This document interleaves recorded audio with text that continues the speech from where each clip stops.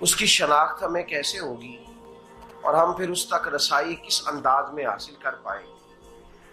हम हमेशा अपनी आमदन बढ़ाने के चक्कर में रहते हैं।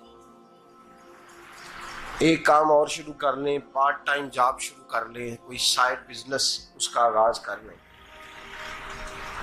हमारी जो दौड़ लगी हुई है वो लगी है काम बढ़ाने में, आमदन बढ़ाने में। हालांकि इस्लाम हमें ये कहता है कि तू आमदन बढ़ाने के चक्कर में ना पड़, असल बात यह है कि तू अपने खर्चे कंट्रोल कर। तंग इंसान वो नहीं होता जिसकी आमदन थोड़ी होती है। ये तवज्जो कीजिएगा मेरी बात, ये कीमती बात है और गुफ्तगू सारी का लुबे लुबाब है। तंग बंदा वो नहीं होता जिसकी आमदन थोड़ी होती है, असल परेशान वो होता है जिसके खर्चे ज्यादा होते हैं। और हमारा जो रोजमर्रा का नुकसान हो रहा है ना, वो आमदन के मामलात में नहीं हो रहा। बुनियादी नक्श जो वाकया हो रहा है वो ये है कि हमारे अखराजात ज्यादा, और वो अखराजात किसी और ने नहीं बढ़ाए। वो खर्चे हमने खुद बढ़ा लिए हैं और अब हमें उसका नुकसान भुगतना पड़ रहा है। और अगर आप सही मानों में टटोलें तो जो बहुत अमीर लोग हैं वो तो उन खर्चों से बच गए। मैंने बहुत सारे ऐसे खत्मात में शिरकत की है, मैं बहुत सारी ऐसी जगहों पे गया हूं कि जहां लोगों ने बड़ा मुख्तसर सा खत्म दिलाया है तो हो गया है खत्म। खत्म के मामले में कब किसी ने पाबंदी लगाई है कि उसमें 200 आदमी शरीक होगा तो तब ये साले सवाब सही हो सकेगा? कौन कहता है? या शादी के मौके पर अगर सारे बहन भाइयों को न बुलाया गया तो मेरी शादी पाया तकमील तक नहीं पहुंचेगी, इसमें बरकत नहीं होगी, ये किसने फतवा दिया है? मोतदल जिंदगी का इस्लाम हुक्म देता है। मैं पढ़ रहा था कि एक बहुत बड़ा सदर है, गालबन सूडान के सदर की बात हो रही थी, तो अपने बेटे की बारात लेके गया तो 4 लोग गए हैं बारात, और 15 लोगों का उसने एहतमाम किया अपने घर में खाना खाने का। तो क्या शादी हो गई कि रुक गई?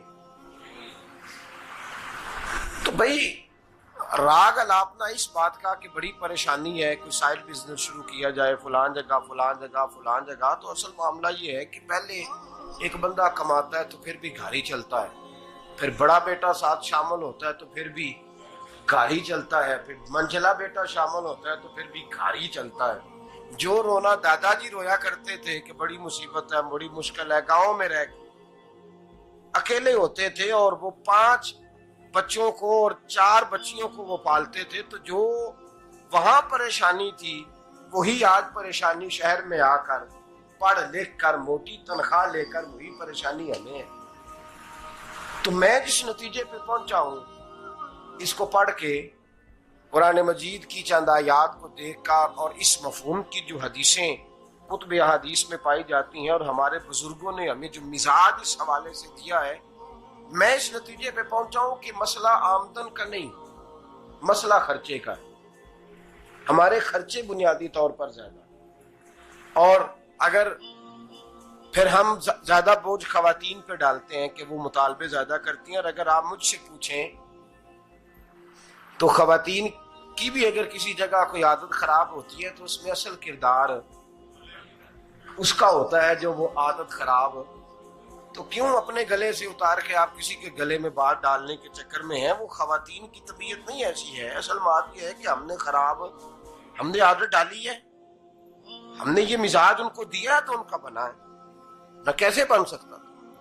तो एतदाल जब तक जिंदगी में नहीं होता, पानी प्यास बुझाता है लेकिन एक गिलास ही हो तो प्यास बुझाता है, बाल्टी को मुंह को लगाएगा तो कपड़े भिगो देगा उसके।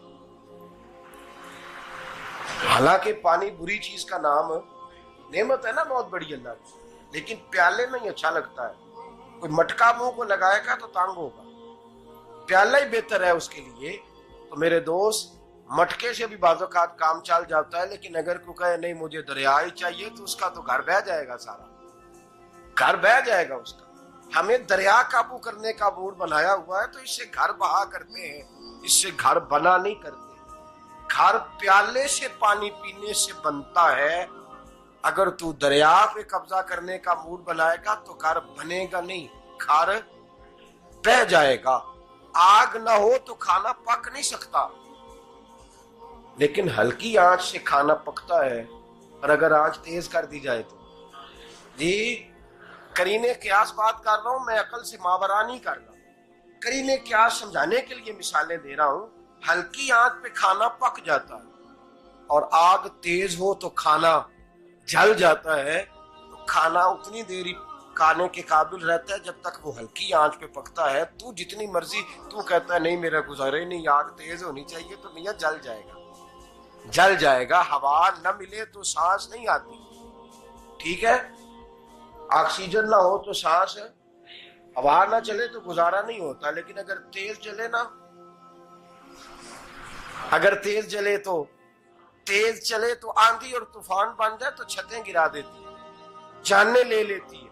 हम हैं तूफान के चक्कर में, हम हैं दरिया के चक्कर में, हम हैं बड़े लाओ के चक्कर में। तो मियां हल्की आंच ही अच्छी है, याद रख। और एक गिलास पानी का एतदाल से मिलता रहे तो वही मिलता रहे, जरूरत के वक्त वही बेहतर है। तू पूरे दरिया पे कब्जा करने का प्रोग्राम ना बना, तंग हो जाएगा।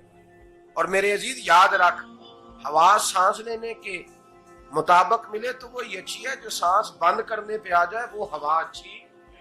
हमने चक्कर चला लिया है कि ज्यादा पैसा, रातों रात पैसा, लंबा पैसा, ये प्लाट भी मेरा, वो प्लाट भी मेरा, गुजरावाला भी, गुजरात भी, लाला मूसा खारी और पिंडी तक जहां मैं जाऊं मेरे नाम की तख्तियां लगी हुई होनी चाहिए। इस्लाम मना